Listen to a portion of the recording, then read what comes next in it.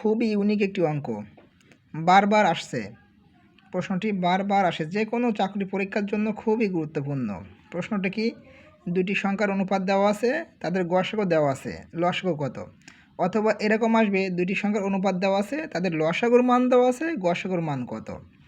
বারবার এরকম প্রশ্ন বারবার আসে। শুধুমাত্র কি হতে পারে? সংখ্যাটা পরিবর্তন হতে পারে। তাহলে আমরা আজকে শিখব যে যদি এমন কোনো অঙ্ক থাকে তাহলে আমরা কিভাবে বের করব।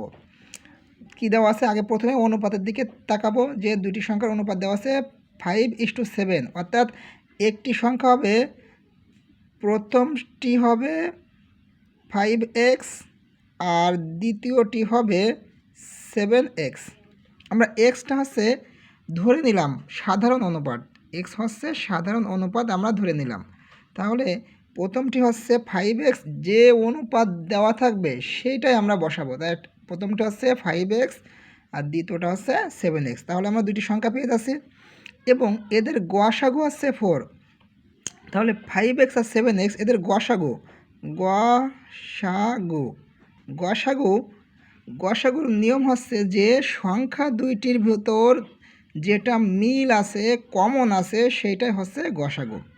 তাহলে আমাদের 5x এবং 7x এই যে দুইটি সংখ্যা আছে এদের ভিতর মিল আছে কি, সেইটা হবে আমাদের গসাগু। তাহলে মিল আছে x, তাহলে গসাগুটা হবে আমাদের x।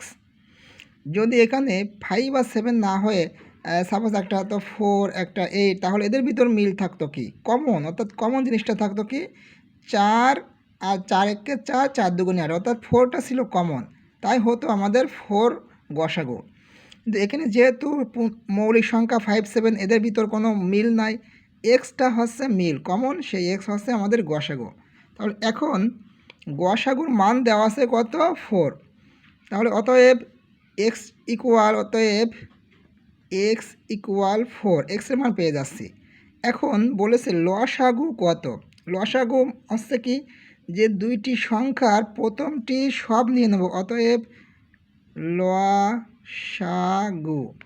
লসাগু হচ্ছে প্রথম সংখ্যাটি আমরা সব নিয়ে নেব, যত উপাদান আছে 5x। দ্বিতীয় সংখ্যায় 7টা নেওয়া হয়নি, নিলাম 7, এক্স নিছি, এক্স না, তাহলে 5 7 35 গুণ এক্সের মান 4। তাহলে আমাদের 35 গুণ 4, তাহলে 4 5 20, 0 হাতে 2, 3 4 12, 13 14, 140। কত পাচ্ছি আমরা?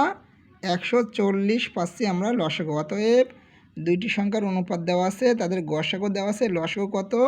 লসাগু ফাইনালি কত পাচ্ছি আমরা? 140।